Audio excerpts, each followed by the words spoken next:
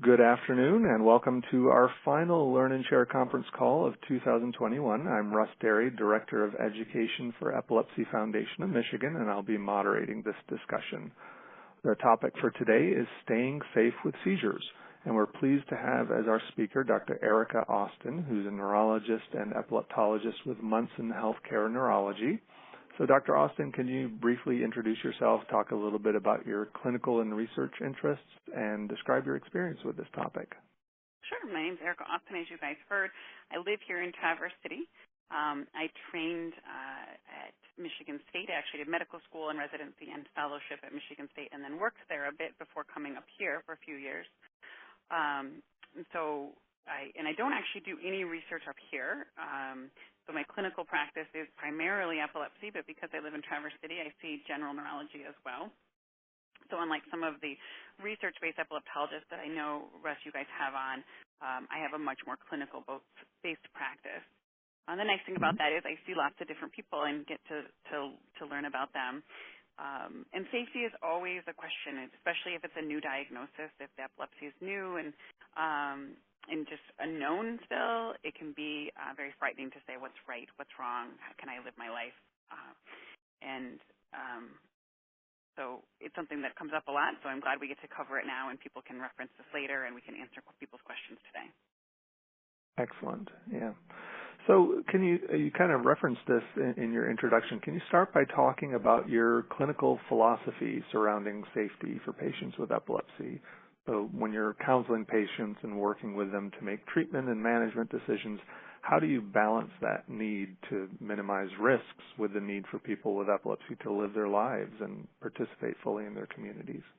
Yeah, and I think that's the key point there is how do you balance the risk and kind of living, so risk and benefit, but the risk and life kind of ratio. And I definitely land on the side of everything in life is a risk and has risks, and we all make choices about it. And I'm probably more lenient or less restrictive than some people. I've seen some printed things that suggest all the don'ts to do if you have seizures. And really that limits what you can do in life. But we think about the risk that happens every day when we decide to get into a car. Like there might be a car accident. The risk that decides when we decide to take Tylenol. There's a risk with that. There's a risk with everything that we do. And so I try to work with my patients about being smart about it, thinking about how to minimize the risk, to mitigate any negative outcome to things, but still being able to live life and enjoy families. I know one of the big questions that comes up, and I heard someone say they have a little one at home is, can I hold my baby? And I've had women who have seizures in pregnancy, and then they say, well, am I allowed to hold my baby? Will I hurt your baby? And yes, we need to be able to hold our children and live our lives and go outside and do things. And so it's finding that balance is what I really try to work for. Right, exactly. So one component of safety is injury prevention. So in your experience and from the literature, what are some of the most common types and causes of injury that you see in people with epilepsy? Right. So from the literature, thankfully I do not have a personal experience with this, but from the literature, people with epilepsy have a significant increase of drowning as opposed to people without epilepsy as a diagnosis. Some data says it's about 15 times more than someone else. And drownings are rare, so that means even a 15 times increase still makes it rare. And kind of all the injuries are rare, but having that increase is still notable. What I see normally in my clinic are more fractures, kind of breaking things. I've even had head injuries. I had a patient who had terrible burns after being in the shower. So lots of times they'll say, well, make sure you take a shower and never take baths. And he had an accident that caused him to get burned in the shower. Again, in the literature, it's a big deal. So we have SUDEP that obviously causes death, and that's sudden unexplained death in epilepsy, which isn't quite the same as injury. But we've got lots of different things that are possible there. And I think, Russ, you wanted to kind of ask more about that. We talked about that. Yeah, and just like in terms of some examples of injuries, like how often, sometimes lateral or biting on the sides of the tongue, for example, and dislocations, are those, those types of things, bumps and bruises versus, actual fractures, I guess. What are some of the more common things that you see? You mentioned some of these, but I think you listed the most common ones right there, like that, are those, a bite on the side of the tongue okay. that then hangs out for a week and makes it hard to swallow. The bumps and bruises, fracturing things, just being sore, just having muscle soreness afterwards, can slow people down. And we know that people with epilepsy have a 3 times risk of dying of what they say unnatural causes, and that includes injury and accident. It also includes suicide, which is higher in people with epilepsy due to the increased prevalence of depression. And so I think that all those things contribute to, things we need to think about. Right. So. Now you mentioned head injury, so a lot of times that's superficial, like it's bruises or cuts.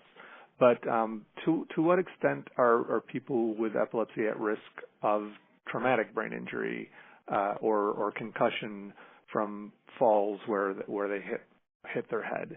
Is the I guess the distance that someone falls from a standing position to the floor, is that enough to potentially cause a traumatic brain injury or a concussion? Can you talk a little bit more about the risk for that from seizures that cause falls? Sure. And I don't actually know the literature data on this. I will admit that. But I will say that, yes, the distance from standing is enough to cause a traumatic brain injury or a concussion. It just depends on kind of what's hit. I have a patient who did not have epilepsy. She fainted for other reasons, who has a traumatic brain injury. And she basically was getting a procedure done, fainted, hit the floor just wrong, and ended up having, blood in her head and all these other things. She actually has epilepsy now, but that's from her traumatic brain injury.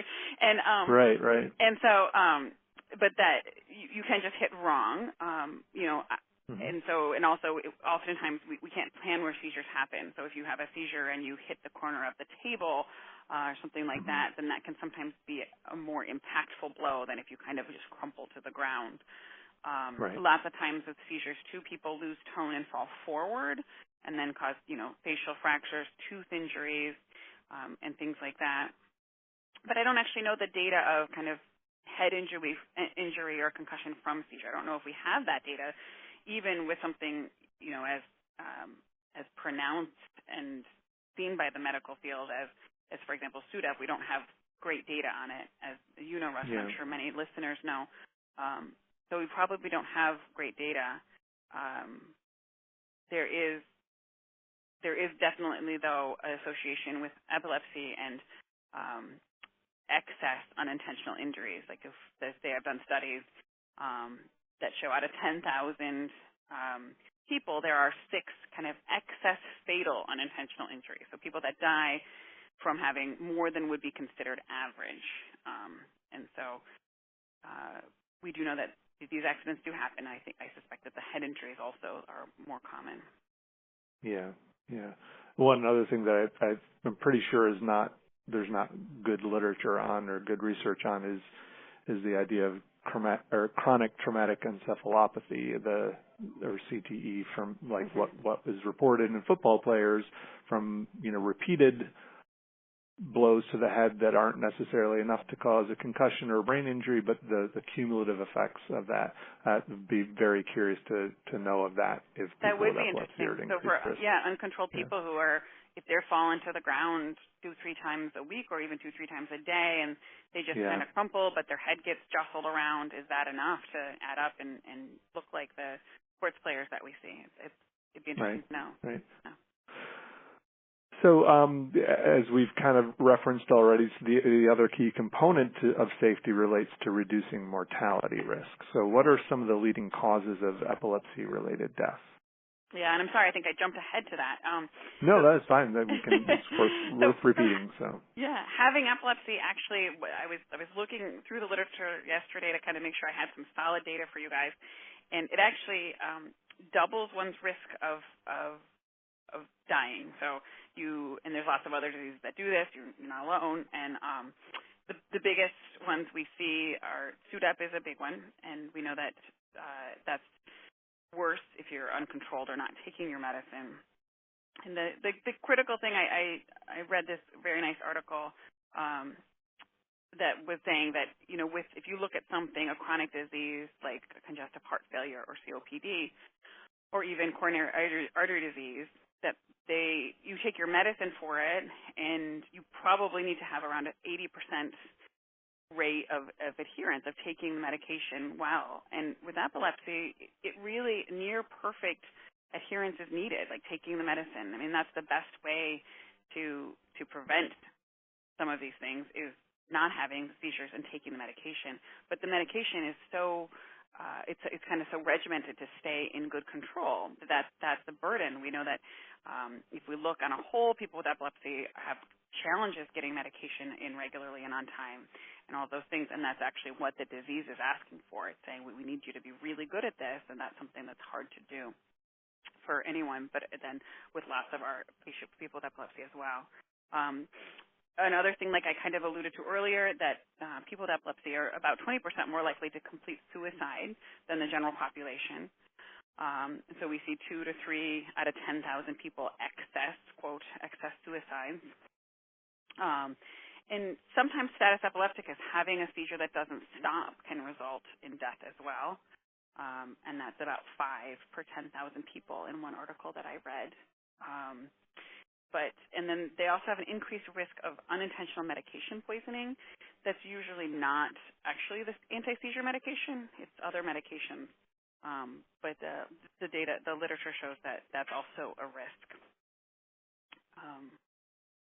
What other information would be useful, you think, Russ, to the listeners? You mentioned, I think you already mentioned drowning, the increased risk for drowning. And then car accidents, is that a documented increased risk as well? It is an increased risk. I couldn't find good data on that. And so it falls under that unnatural causes, where there's a 3 times risk of any unnatural cause, but that also includes like suicide, homicide, injury, and accident. And I couldn't find good data on car accidents themselves. But if you think about it, like I think that many of us, and those of you listening, you yourselves may have been in one, or if you have friends who have epilepsy, certainly all physicians who treat people with epilepsy have seen patients who've been driving and had a seizure. And I would say it's, in clinical practice, fairly common. I have not, thankfully, had a patient drown, but I've had lots of patients have seizures while they're driving. Whether it's their first seizure and they didn't know they shouldn't be driving, whether it's they were advised not to drive and they were still driving, or whether they've been seizure-free for a while and then were free to drive and had a seizure. I've had many people so I think that I agree with you, Russ. I think that's probably very prevalent. I did not see any good data on that where they were able to kind of get good information to track that. Right. And I imagine similarly, like falls, either falls from a distance, or from like being on a ladder or something like that, or just simply falls down the stairs, or other falls that are severe enough that could lead to death as well. But again, probably not good data on that either. So, okay, so perhaps the best way to stay safe with epilepsy, as we've kind of referenced, is to reach the goal of no seizures, no side effects. So can you talk about drug-resistant epilepsy and why it's so important from a safety standpoint to get appropriate subspecialty care and be evaluated for other treatment options when medications have not brought seizures under control?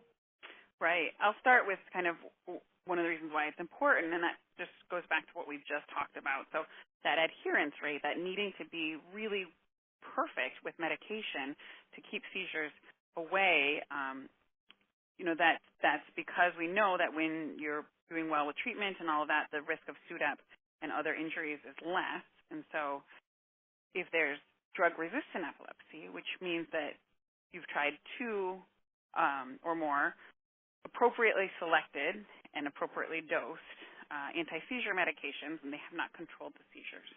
They don't have to be used together. They could be you tried one med and you tried another. they do have to be kind of selected appropriately and dosed appropriately. Historically, one of the reasons the Epilepsy Foundation really kind of makes sure we educate people about this is if we look back over the decades, people would often try several medications before someone would say, oh, is there something else we could do? But now we have so many good options to look into to see is there more treatments besides medication that can be helpful for you. It's even more important that we quickly and accurately say, this is drug resistant and we need to look at other options. The other options we have are things like the vagus nerve stimulator, VNS, RNS, which is implanted in the brain, epilepsy surgery. So some patients are candidates for epilepsy surgery, which is really our only treatment that runs the option that has the chance of coming off of medication. So the other non-medication treatments we have are trying to control seizures better, but will likely still result in being on medications. And some patients after epilepsy surgery get off medication. So those are the treatment options that we have outside of medication. And it's really just we want to try to, and the reason why even some people who feel they are controlled but feel like they have too many medications, so just like Russ said, no seizures, no side effects. So say we have no seizures and that's great, but man, I feel like I'm stoned all the time, like I'm tired and I can't do things. Well, then I might talk to a patient about, well, do we want to get a VNS, a vagus nerve stimulator? It's not terribly invasive. I mean, it does put instruments into your body, but it doesn't go into your brain. And see if we can get on less medication so that the patient's more alert and that we don't have drowsiness or difficulty with their balance and things like that. And also, even if it's not drug resistant, if you say, well, I'm on a medication, but I feel this way, and I guess I just have to because they told me I have seizures and I have to take medications, and well, no, it's time to speak up and tell your doctor, well, I know I'm not having seizures, but I really don't feel good. And we have other options. So there are many, many seizure medications now, anti-seizure medications. And so I think speaking up about that is important. And oftentimes that subspecialty care is important. So even neurologists who are general neurologists who are very good neurologists, sometimes just epilepsy might not be the thing that they know well or are interested in. And so getting to see an epileptologist can sometimes really make a difference in what medications you're on, how they're managed. And especially if your primary care doctor has been managing your epilepsy or seizures, it's good to see at least a neurologist and ideally an epileptologist so that they have that expertise in fine-tuning medications. Are you just on too much? Do you not need that much? And you'd still be seizure-free on fewer. Different conversations like that can be important. Right. So another factor to consider is how other people respond to seizures. That can play a big role in keeping a person with epilepsy safe. So can you talk about the value of rescue medication, seizure action plans, medical ID, and seizure first aid training in terms of both preventing status epilepticus and in preventing injuries from inappropriate responses to seizures? For sure. And I'm an adult neurologist, and so, yeah. But if you look, and so I just wanted to let the listeners know that, but historically, and I still do see some people who are still in the school systems because they're in their 20s and in the special education system, but children for a long, long time have been given rescue plans, and they've been given, the rescue medication and a response plan, the action plan, that they take to schools, that their daycares know about, and they have, here's what to do, here's what to look for, and here's what to give them, and here's the medication. And adults haven't historically really had that as much, especially not high-functioning, going to work, kind of neurotypical adults. And fortunately, we've had so many changes in our medications now that it's much easier for adults to have a rescue plan and a rescue medication. So we have the intranasal benzodiazepines. The intranasal, meaning we just spray it in the nose, and the benzodiazepines are a medicine that helps to break the seizure as it's going on. So it's a rescue medicine. And those are so easy and convenient. We no longer have to do, rectally delivered medications or IV delivered medications. That making sure adults have this medication available, I think, is an important step of overall care. And then we want to prevent status epilepticus. So that's the medication where it's most useful. And also we can prevent that by letting people know what to do. That's where the seizure first aid training can be helpful. But oftentimes it's just as simple as letting coworkers, friends, relatives know what to do in the case of a seizure. And more often than not, it's doing nothing. And so I actually was at a store years ago where a patient had a seizure, and the staff thanked me and said, "Oh, thank you." And mostly what I did was not freak out because they all had no idea what to do, and I had to remind them to call 911, and we did these things, and mostly just, let this woman's seizure finish and then took care of her. But letting people know that if you're by something that you could hurt yourself, if the dresser is there to try to move the dresser, that there's no need to hold people down, that you shouldn't put anything in people's mouths when they're having a seizure. People want to be helpful, and so unfortunately with a seizure, the most thing we do is watch it, and they can do things like look at the clock, and that can be really helpful. What time did this start and what time did it end? So that I know how many minutes have passed, so I know if I need to be concerned. It also is somewhat personalized. If you're a person whose seizures tend to really be long, if you're likely to have status epilepticus, then we know to just call the ambulance early or to use that rescue med early. If your seizures are stereotypically very often short, 30 seconds a minute, and your family's comfortable with them and they know what they're like and they see you have a typical seizure and you come out of it in a typical fashion, well, then it might simply be a matter of calling your doctor and letting them know. But having that plan kind of formalized so that people know and are aware of it can be helpful. My husband has a chronic health issue that's not epilepsy, but also could lead to problems. And he's a big fly fisherman, and he makes sure he tells everyone he fishes with that he has this, and if this happens, this is what needs to happen next. And sometimes it's just that matter of being open and communicating about it so that you are safe and that everyone feels safe about it. Right. What are, from patients you've talked to, what are some of the, pros and cons of wearing some sort of medical ID, like a bracelet or necklace or something that has information about your epilepsy? Have you found most patients do that, or I guess are there reasons for and against that? That's a great question, Russ. I have to say I don't ask my patients who don't wear one why they don't, and I should. I'm going to do that, and I'll let you know next time. But I don't. I do know that some of my patients wear them and some of them don't, and I should ask both of them the reasons why, because that would be interesting. I've never actually. I should probably pay more attention to that. But the medical ID is important. Again, I think it just tells people what's going on. I have talked to my patients about making sure that they use that medical alert part of their telephone where it has their medications. It says they have seizures and epilepsy and who to call and what medications they're taking. That makes it easier if you go to the ER and they know that you're on a medication that's available IV, they can give you that same medication instead of adding in a new medication. So if nobody's around, people know what you're on, and that can be helpful.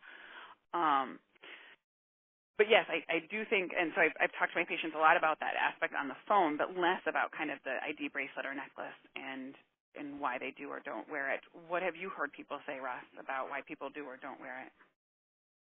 I think some of it is is stigma. They don't want people to know. I think that might be one barrier.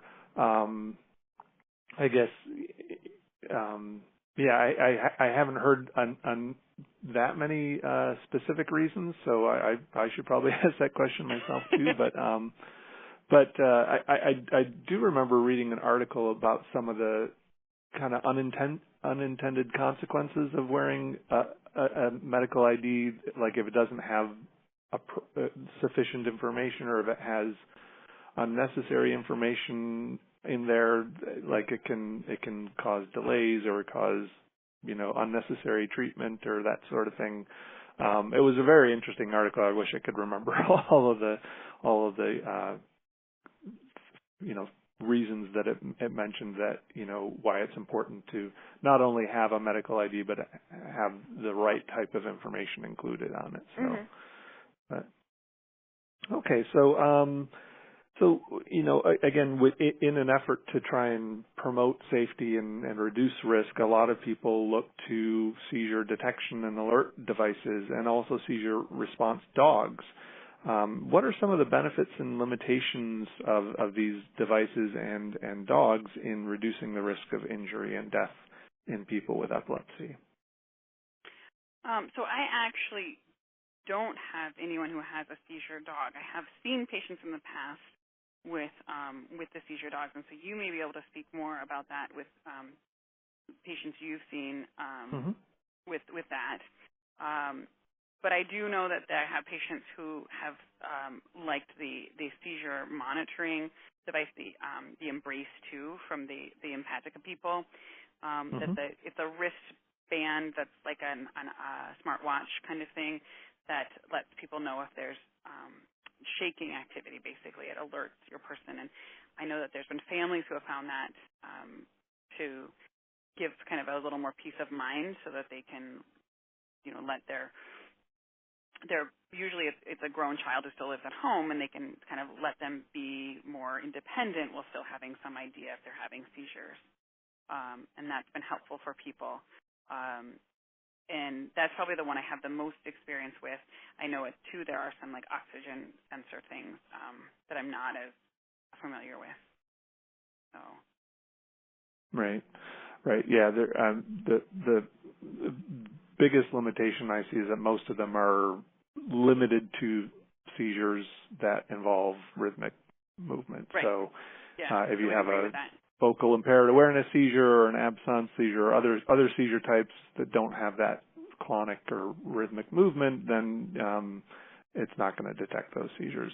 I've also heard, that there can be a fair number of false alarms, but that can be a little bit of an irritation, but most people are willing to put up with that for the positive, the actual correct detection of seizures. So right. The other thing that I've had patients say, this actually just came up in the last month, where someone wanted to be like alerted like in a different town, and I don't think that the Embrace does that, and I said I don't think there's a device that kind of you can live independently in your apartment and your family member can, in the next town know that you had a seizure.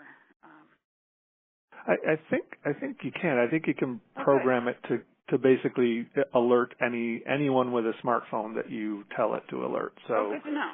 the question there though is then, okay, if you are alerted, then what are you going to do about it? And you're 3 hours away. What are you going to do? If you're 3 hours away, so so that's another limitation, is you have to actually be able to, be in a position to respond in some way once you get that information. But certainly, it particularly for in-home situations, to simply, and there's mattress-based devices. There's the SAMI monitor that uses video to detect movement. So there's a variety of different ones that are particularly helpful in the home situation if you and often most helpful during sleep if you have nocturnal seizures. That can be very helpful for families, so that they don't have to.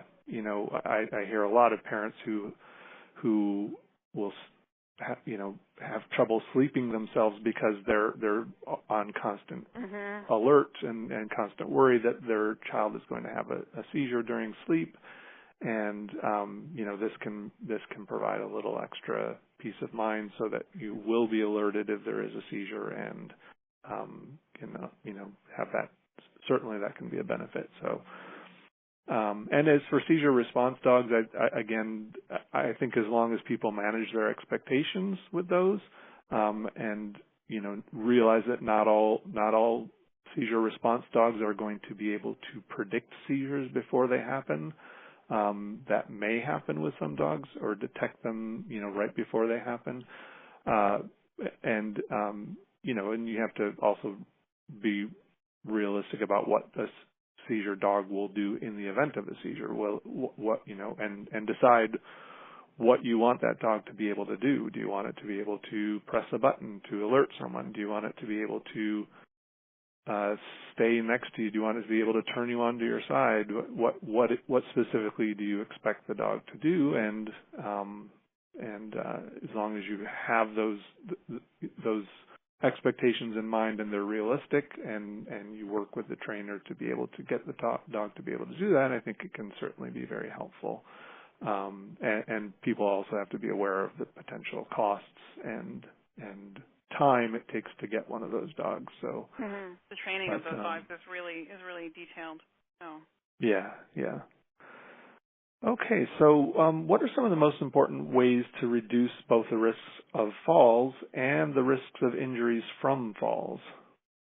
Yeah, so I know that in some patients who fall a lot, patients who have a lot of atonic seizures, which means they suddenly lose tone, that sometimes they wear a helmet just so that when they fall, they do okay. I have patients as well who wear a helmet and their wheelchair has like a tray in front of them so that they can, if they fall, they don't fall out of their chair, that they kind of fall down toward their tray. But in people who, especially with those kind of frequent seizures, and you could use it for people who had frequent generalized shaking seizures, the tonic-clonic or the tonic seizures, where they also, people who have a lot of them, it's reasonable to protect your brain. We need our brains and we need to protect them.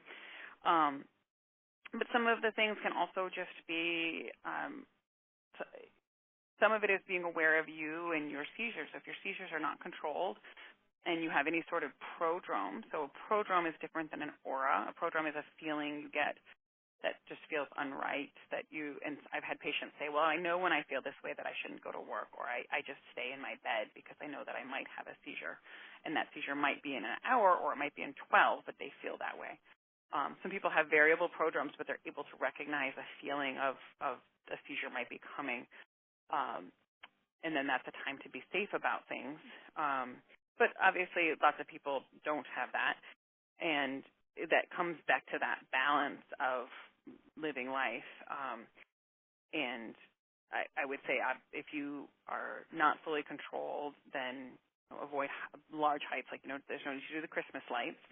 And if you are well controlled, there's really no need to do the Christmas lights when no one else is home. So having someone around, so at least if there is a fall or an injury, there's a response to that.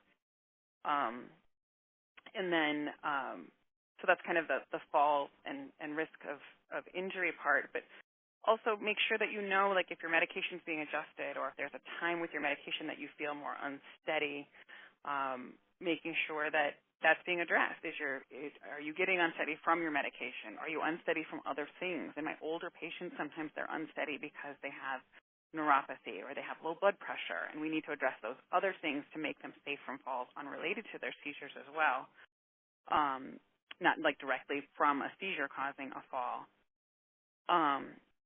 And then just making sure that if you work in an environment where you need to have precautions, that's set as well. I have several patients with epilepsy who work in the construction business. All of them know that their employers know that they have seizures. If they're doing any heights, they're wearing appropriate safety gear where they're buckled into something. Not just kind of being a weekend warrior and helping out your cousin build something and going up on scaffolding without kind of the more workplace type things, I think is important. Anything that you think I missed that you would talk about, Russ? Yeah, just in terms of the risk of fractures from falls, just because the older anti-seizure medications, the enzyme-inducing medications can reduce bone density and interfere with absorption of vitamin D and calcium, so and lead to osteoporosis. Is that something that you typically counsel patients that they've been on things like Dilantin or Tegretol for a while, and that they should get vitamin D and calcium supplementation to reduce the risk of fractures from falls? Yeah, I usually do ask them. I usually defer to their primary, but I usually mention specifically in my note that they're on, an older anti-seizure medication that is enzyme-inducing, which increases the risk of osteopenia, and that they may need earlier screening for osteopenia and osteoporosis than per the guidelines, that because their risk is higher, that they would need that earlier screening. And that's very important to remember. We don't always, especially, again, if it's kind of managed by primary care and seizures have been doing good and haven't seen a neurologist or an epileptologist in decades, that medicine's going on, and then people aren't always mindful of the long-term possible side effects. And that decreased bone density is one of them for that class of anti-seizure medicines. And so it's important to kind of keep that in mind and watch out for people to prevent the fracture before it happens, keep that bone density strong. Right, right. So as we mentioned earlier, drowning is unfortunately another risk that needs to be very carefully considered by people with epilepsy and family members. So how do you typically counsel patients when it comes to swimming and bathing and boating and other water-based activities? And can you think of any examples of where you've kind of negotiated a compromise on those types of activities with a patient? Yeah. So I live in Traverse City, so I live in northern Michigan. We have lots of all of those things. There's lots of water-based activities. So this comes up. And primarily, again, going back to my fundamental belief that we need to balance life with risks, it's using a lot of common sense and using a lot of things that just aren't that hard to do. So when you're boating, wearing a life vest and wearing it regularly, and when you're swimming, always swimming with someone else. If you've had a recent seizure or your seizures are uncontrolled, avoiding swimming at that time, knowing that you'll be able to get back to it some other time. And then the bathing is that interesting one. I alluded a little bit to my patient who got burns in the shower, and he was in the shower and unfortunately had a seizure and kicked the cold water off and let the hot water run on his foot, which caused burns. And so, I mean, I think that bathing is, again, one of those things where it's just kind of common sense. If baths are the thing that you love to do, I have a brother who he loves baths, and then just make sure you do it when someone's at home. If you had a recent seizure or your seizures have been uncontrolled or you're in the middle of a medication change, being more smart about that. Maybe doing it only when someone is there right outside the door, or maybe skipping that at that time. But I think fundamentally it just comes to really using a lot of common sense and thinking it through instead of just going to do something. I'm just going to go off. My friend says, let's go, stand up paddleboarding. And I say, okay, great, let's go. It's this little lake, so we don't need a life vest because it's small. We'll think that through and say, I'm going to wear my life vest. And always just taking that one little bit of extra caution, I think, makes these things still able to be done even with seizures and epilepsy. Right. And a lot of these things are common sense precautions for anyone, whether you have epilepsy or not. I mean, no one should be swimming alone, and everyone should be wearing a life vest. Exactly. I mean, we go kayaking sometimes on the bay here, and we've taken friends, and they've gone to go, and we say, this is actually like a big body of water that's cold. You need to be wearing your life vest. And so, but just kind of being more mindful. I think it's especially hard in our teens and our young patients who, don't want to not be cool, right? So if everyone's doing this, then it's important to remember that sometimes staying safe and staying alive is worth not looking cool sometimes, and it sucks to be in the position where that's the balance you're trying to make, but it's still kind of the better choice to go with common sense and be more mindful about that. Right. So what are some tips to help people with epilepsy reduce the risk of burns, both in the kitchen and bathroom setting and in other settings? Again, I thankfully have not had somebody. I have one patient in the bathroom, but I would say so in the bathroom and even in the kitchen, making sure that your water heater isn't set excessively high. So I think we've all been to houses where the hot water gets really hot, or even in public places. And if you run you're the third person to wash their hands, all of a sudden the water's scalding hot. So making sure the water heater is hot, but isn't able to get to the point of scalding. Can be helpful, because then even if there's a focal seizure with loss of awareness and you're there and you're just briefly out for a little bit, well, that could cause problems if the water gets scalding, if it's too hot, if it keeps running, and you weren't aware enough to adjust it. And so that's kind of the biggest one as far as running water goes. And then as far as other burns in the oven or on the stove or in the workplace setting, I think it, again, goes back to your level of control and how recent the seizure was. So if you had a recent seizure, maybe not being the one that brings the big, huge pan out of the oven. And if you, or again, not frying things while you're home alone, having someone there, and kind of, again, that mindfulness of the possibility of risk without being scared of it. So kind of the respect for the risk without the fear of the risk. Right. Yeah, and cooking on the back burners rather than the front burners, and using a microwave. Again, this could be for people who have, maybe drug-resistant epilepsy and do have continued seizures and are trying to live somewhat independently. Yeah. In those cases, maybe you have to. There isn't a time where you're seizure free, or there isn't a time where the risk is low. So then you can use the microwave instead of using the oven, or do some of these other more significant precautions. But like you said, sometimes it's just if you've had a recent seizure and you don't have many seizures, maybe just temporarily adjusting your habits. So. And I always forget about the microwave rest. That's funny because I don't have one. But okay.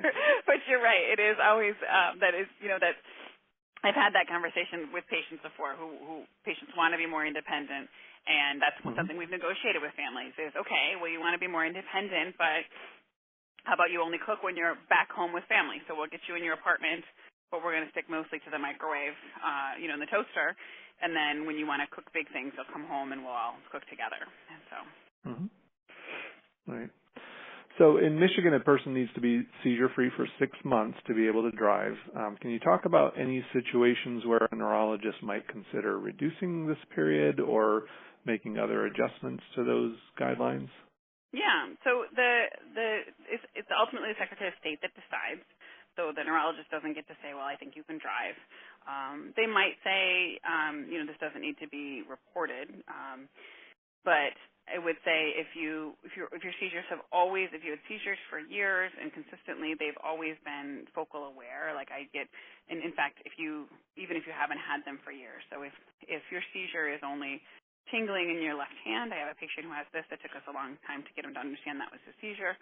And there's no impairment of consciousness. And so the Michigan law actually states 6 months without impairment of consciousness. So it doesn't actually say loss of consciousness, and I think that's an important thing, that if you feel like there was a period of time where your awareness was altered, then that falls under that category, even if you didn't fall to the ground, shake all over, completely pass out.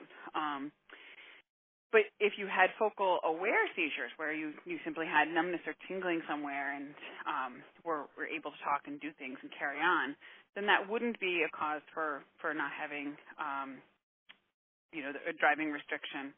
And then in some patients who have nocturnal-only seizures, I tend to be more restrictive on this and ask them to ask for an assessment by the Secretary of State, and I provide the Secretary of State the information. But I have had colleagues who have said that they felt that their breakthrough seizure that was only at night, and they've always had them at night, wasn't grounds for having to stop driving. I tend to kind of defer to the Secretary of State more, but then sometimes you recommend that it's okay, because they ask for the doctor's assessment. You say, what's their risk? And you say, well, they've only had seizures at night, and I think their driving ability is fine. Then they usually take that recommendation. And obviously, if we change a medication, the Secretary of State has a whole special line for that. Is this seizure a result of a change in medications? And you can say yes, and then that's not really a reason. If we've then fixed that change, so to speak, then that's not really a reason for preventing people from driving, because we hope that was a one-time thing. So if it was provoked by a medication change, by being severely ill, by say you have epilepsy and you had a brick fall on your head and you had a seizure because you got that head injury, well, that wasn't your seizures from epilepsy. That was a provoked seizure, and so should that keep you from driving? Well, probably not, right? Like, you don't, when you're driving, hopefully bricks don't fall on you. So there are times when kind of that 6 months is shortened, right. And I typically kind of defer to the Secretary of State. Great. And again, related to driving, what epilepsy-related factors other than seizures might adversely affect one's ability to drive that Yeah, I actually have a patient that I saw last week, and we're adjusting his medications, and he said, I know in the past when we've adjusted my medications that I've gotten kind of woozy, and I've had a hard time that first week on my new dose is hard, so I haven't been driving. He said, I haven't been driving during this adjustment period. So I'd say sometimes your medication affects. I have patients who are happy with their medications, but they might have a 20-minute period kind of when the medicine, quote, kicks in, sort of, that they feel less coordinated or less alert, and they choose not to drive at those times because they know those times, but that they're brief enough that it's not something they want to change about it. So I would say that the medication for me, in my experience, is the most common thing. Obviously, if your epilepsy is from a brain injury or from a stroke and you have other things going on, such as a visual field deficit, then you have to be cleared to drive for that. If there are cognitive deficits from anything else related to the epilepsy that's coinciding with it, then that might limit people's ability to drive as well. Right. So we've sort of talked a little bit about the workplace a couple of times, but while there can be legitimate safety concerns for people with epilepsy in the workplace, a lot of times these concerns can get blown out of proportion by employers and actually lead to discrimination. Can you give some examples of simple safety measures and accommodations that can be used to reduce the risk of injury in the workplace? Sure, and I fully agree with you. I've had lots of patients who said, I'm no longer doing that job because I had a seizure there, and I'm infuriated by that because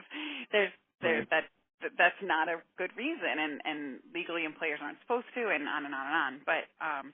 But I would say there are also employers who have done really great with patients and really accommodated them.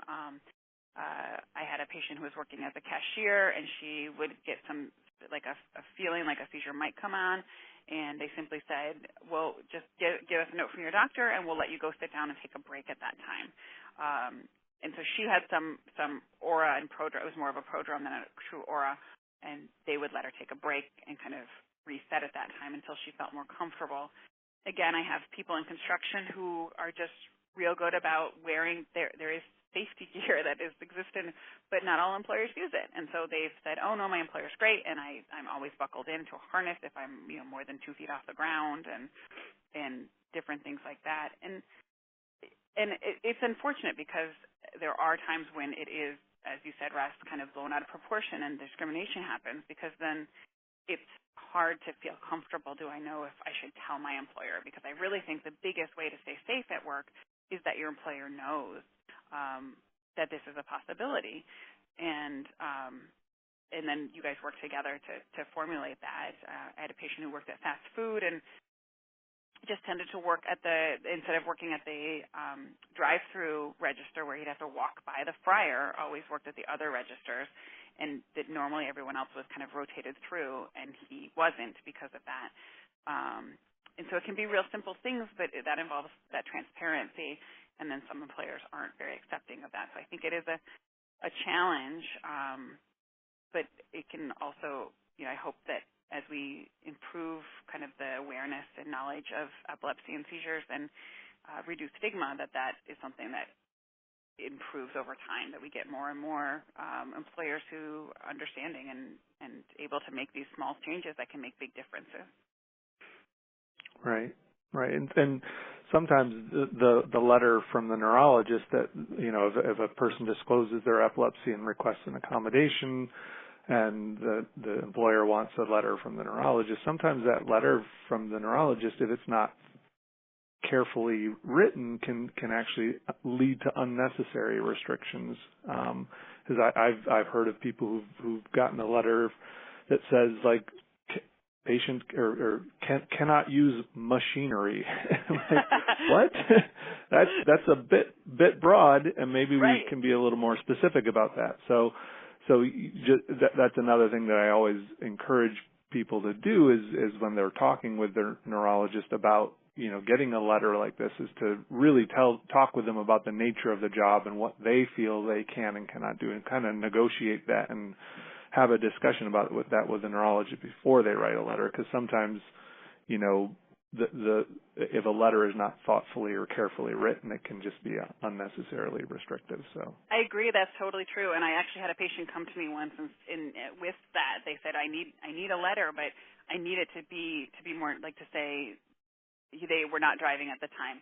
And so and kind of the thought I tell people in general outside of the workplace and in the workplace is, if you had a seizure, if you had your typical seizure, and so especially we're looking at like generalized tonic-clonic seizures, but if you had a seizure at any time, would you hurt yourself or others with what you're doing?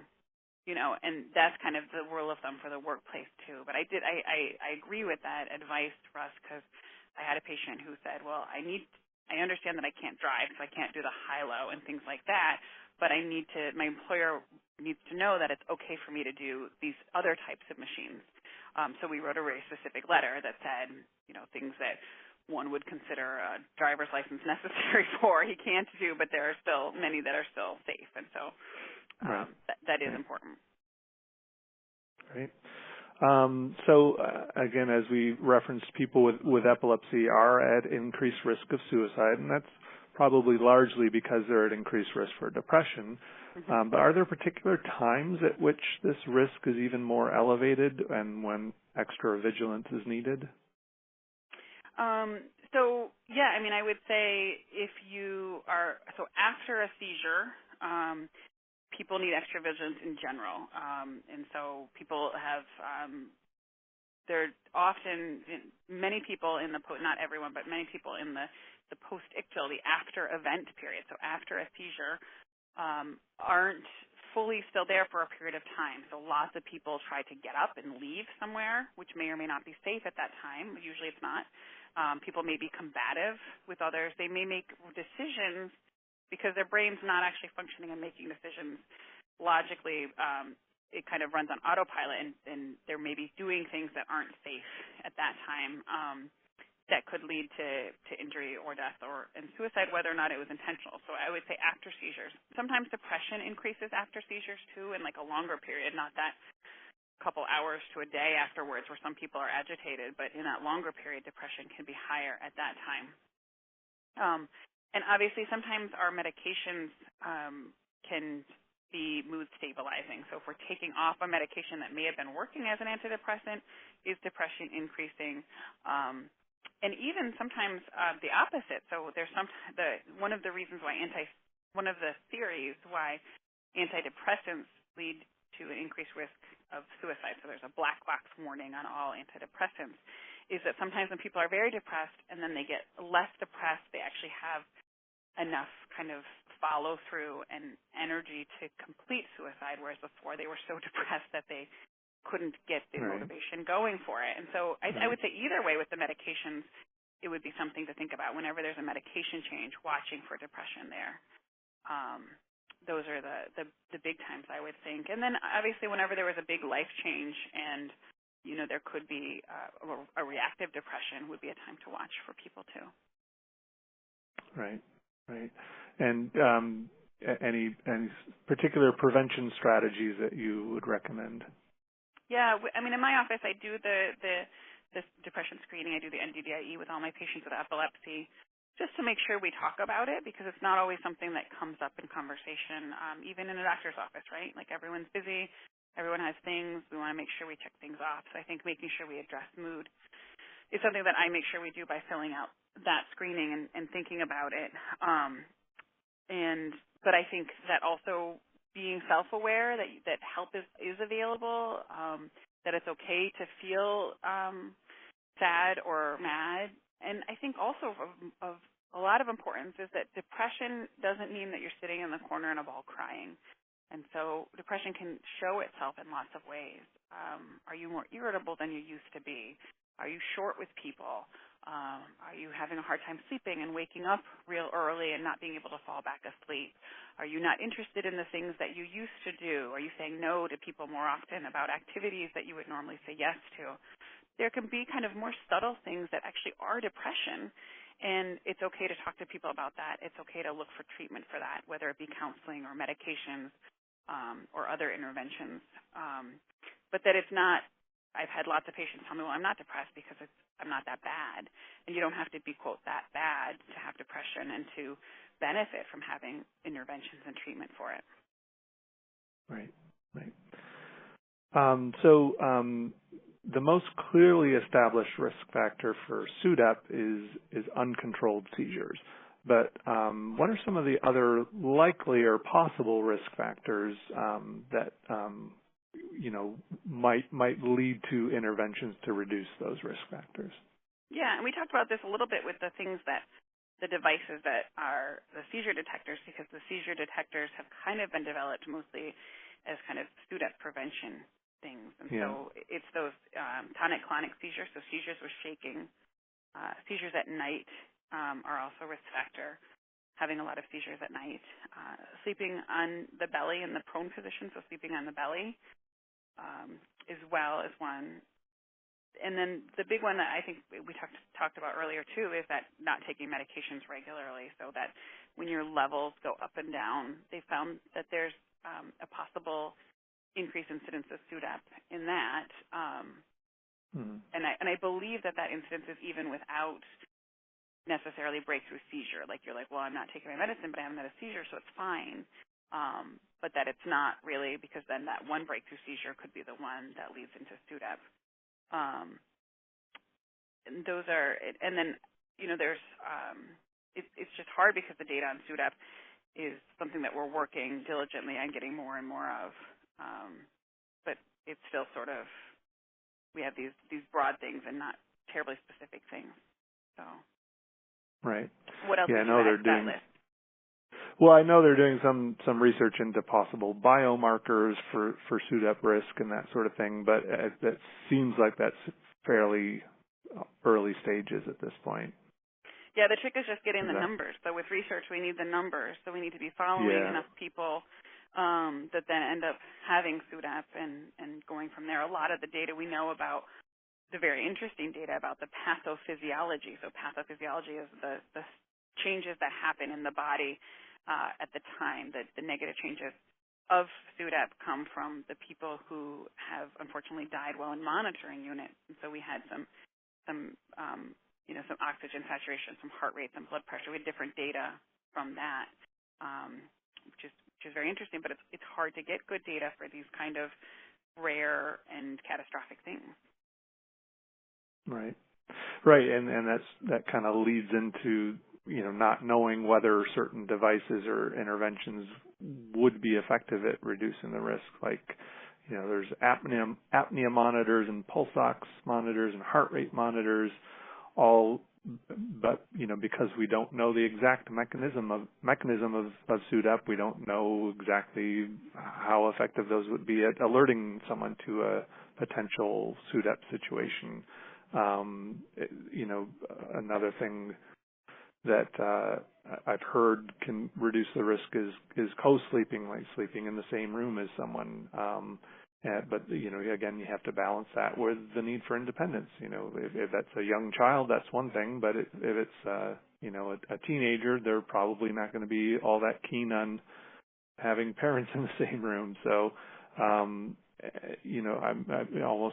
also curious about like sleep positioning aids. Are there sort of devices that you can, or things you can wear or lay on that would prevent you from sleeping on your belly, and would that actually reduce the risk? So it seems like there's a lot of potential interventions to reduce risk, but we just don't know enough about how they reduce risk, and it's hard to even design a study to determine if they do. And some of the problem is we do have, as I just mentioned, we do have patients who were in a hospital setting, who were monitored fully, who had responses appropriately, and still died of SUDEP.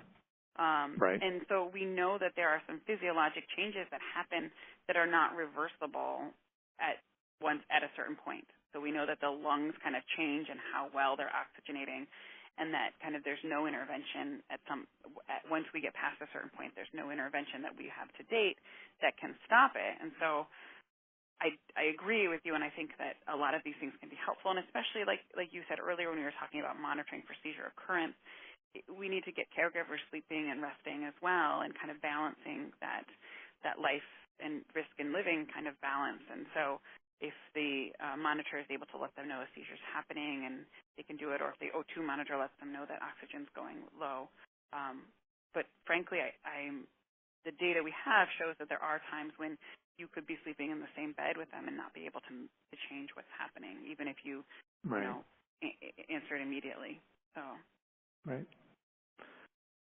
So more to come, hopefully, in terms of the research that we're investing. Yes, but the in biggest that, thing is to take your medicine. To take the medicine. Yep. And if you don't like the medicine, to speak up. Get another medicine. Right. Right. So related to that, suddenly stopping your medication can be dangerous. So what are some of the best practices that patients can follow to ensure that they don't accidentally run out of medication? Yeah, so I encourage people. I encourage people to usually have, so they have those little keychains they're often silver, but they're other colors, to put their at least one dose of their medicine on them, so they kind of have that. So then if you're unexpectedly out late or their snowfall comes and you don't get home, you at least have one dose with you. And I really like those silver keychain pill bottles because they're attached to your keys and they're pretty nondescript. They're not really shouting out what they are, and they're useful. Also, I encourage people to, when they pick up their refill, if it says 0 refill, to always check. So look at your bottle. If it says 0 on refills left, to call the office then, because then you have a whole 90 days or 30 days to get that refill filled in. But if you make that habit of looking at the bottle when you get it, okay, 2 refills left, I'm good, or I have one more refill, I'm good. Oh, it's 0. I'm going to call the office now. The other thing is that the interaction between pharmacies and the office is not always as streamlined as one would think. So I had lots of patients say, well, my pharmacy said they were calling, or my pharmacy said they were sending a fax, or my pharmacy said they were doing this.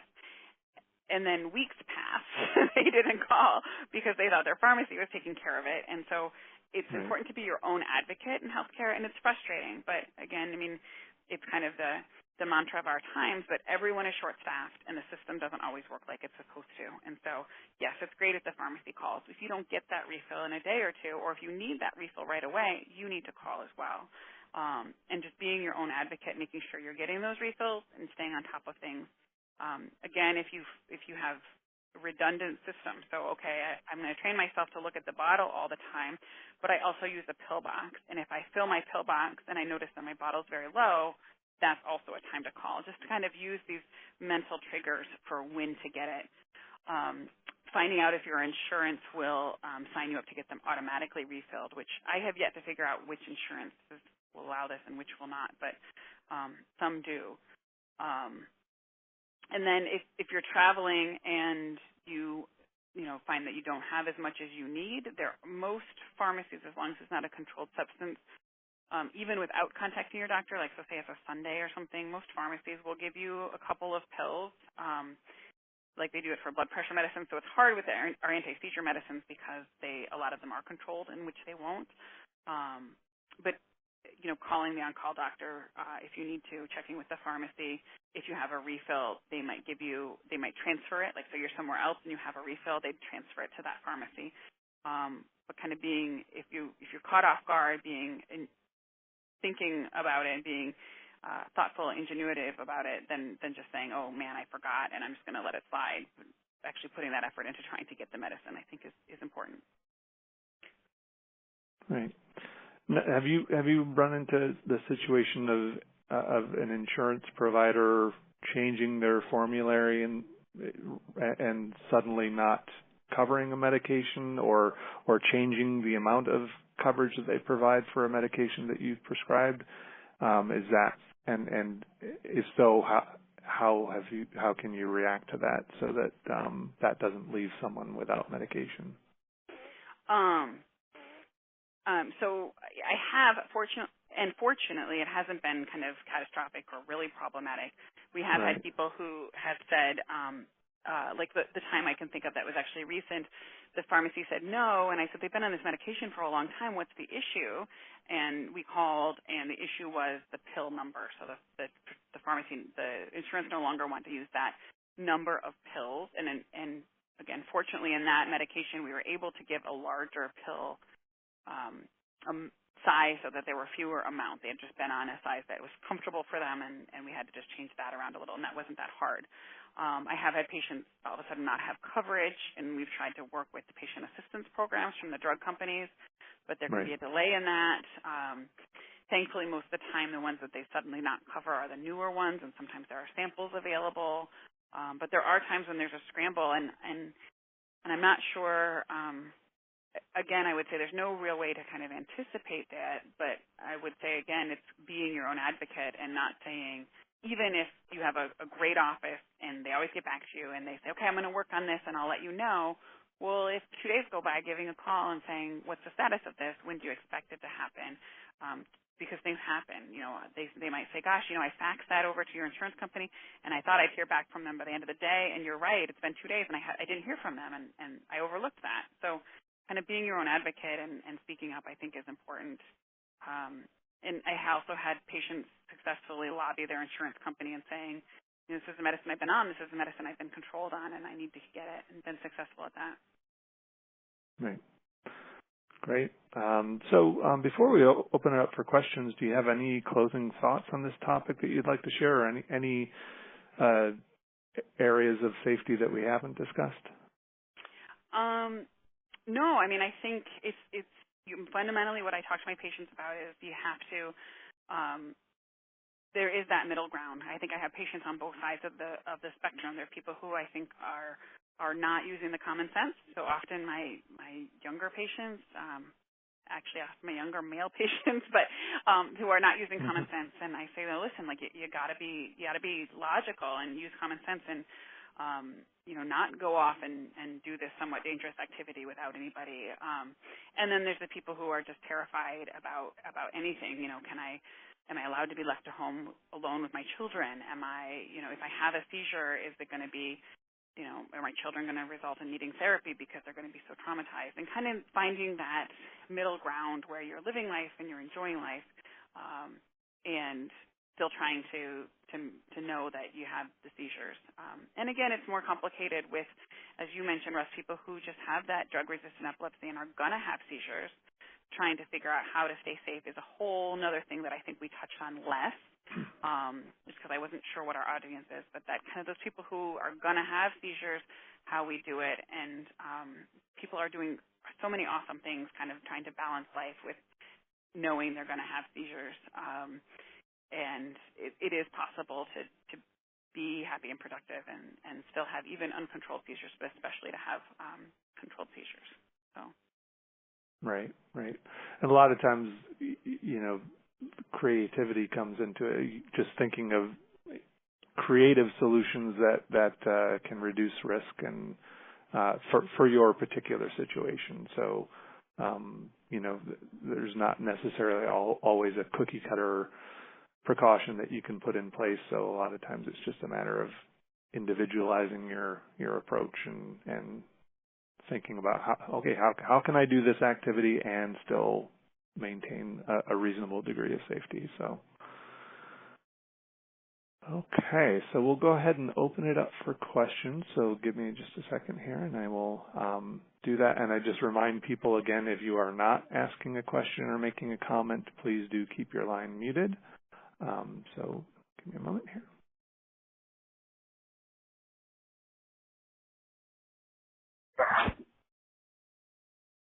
All right. Who would like to get us started with a question?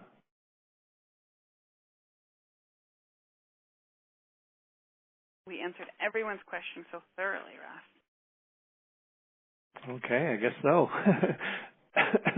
Any comments or anything that people? Any questions? Wow.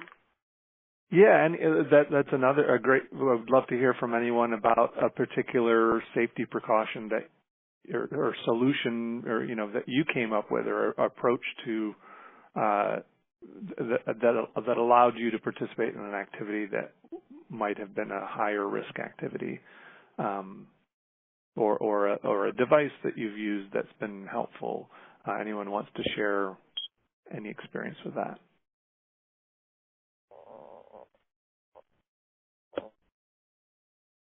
Yeah, Ross. Yeah. This is Greg. How you doing? Good. my doctor wants me to do an increase on my lamictal, and we started that, and he wants to do a decrease on my Dilantin and get me off of it. I was wondering if there's two pills that don't work together, will that cause a seizure or not? Dr. Austin, do you want to talk about that? So you're saying if two pills kind of interact with each other?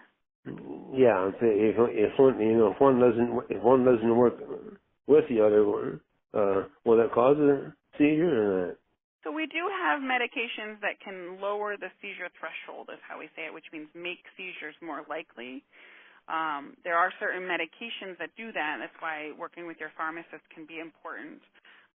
Those aren't the anti-seizure medicines, and so there are a couple medications that if you have a certain type of epilepsy, if you have genetic epilepsy, might worsen epilepsy, but usually people aren't written for those.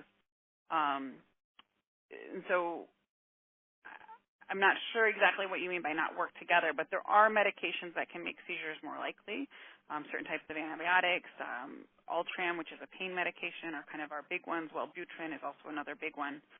And so there are medicines that can make seizures more likely. Okay. Mm-hmm.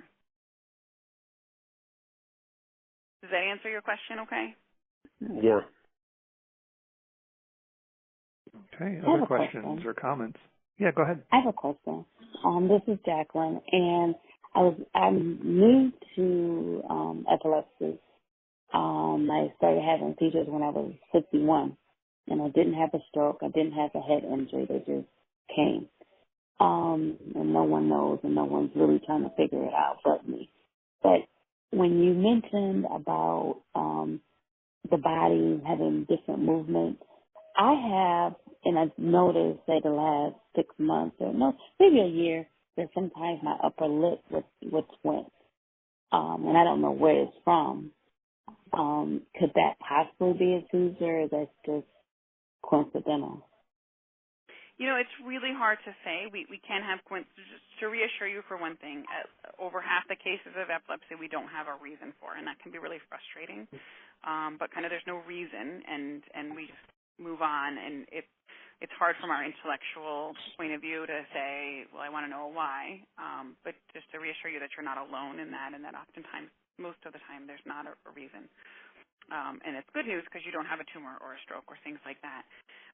And then as far as your lip twitch, that can be lots of things. So it can be a habit. It's possible it could be a seizure that was a real small focal seizure, depending on what kind of seizures you have and things like that. But it could be a stress-related response. It could be a habit. It could be too much caffeine. It could be but I would mention it to your doctor. And if it lasts for longer than just like once or twice, and you're able to get a video of it, that can be really helpful to take into your doctors. Okay, that makes a lot of sense. Okay, thank you. No problem. Okay, other questions or comments?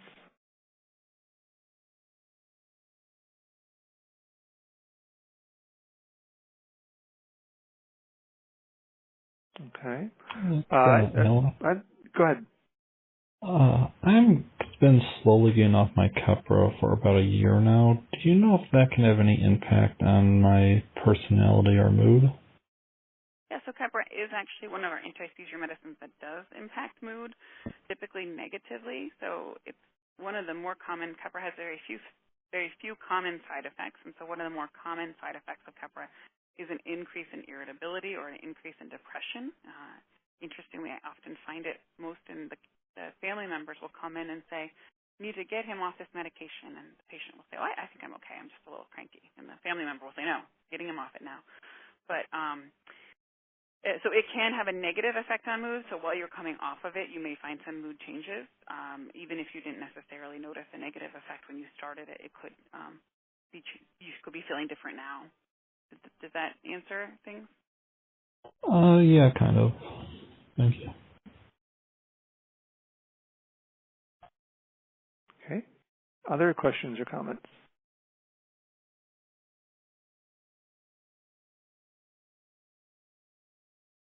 Okay. Well, I guess we will go ahead and wrap it up a little early. So thank you everyone for participating, and thank you, Dr. Austin, for a really thorough and thoughtful discussion on safety. So this is being recorded and will be uploaded to our YouTube channel and website. And I do encourage anyone who has any other questions or wants to talk specifically about safety and managing your own risks to give us a call at 1-800-377-6226 or visit our website at epilepsymichigan.org. Also, epilepsy.com is the national office's website, and they have a really great section on staying safe. So I encourage you to look at that as well. So thanks, everyone. Thanks, Dr. Austin, for an excellent discussion, and we'll talk with you soon. All right. Thanks, Russ. Thanks, everyone, for listening. Thank you. Bye-bye.